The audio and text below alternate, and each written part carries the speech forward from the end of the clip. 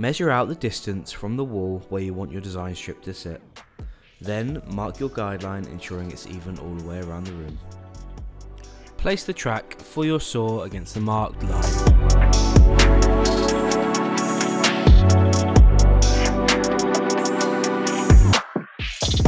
Using a blade the width of your design strip, saw down your marked line approximately 1mm deeper than the depth of your design strip.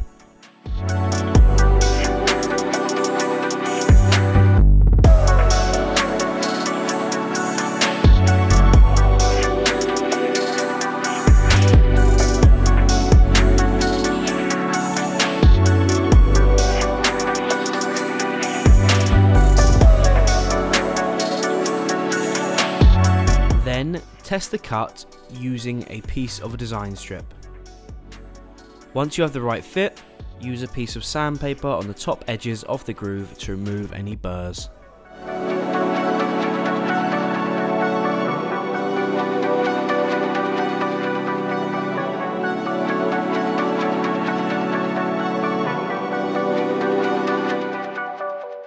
Apply a thin bead of PVA into the groove of the floor.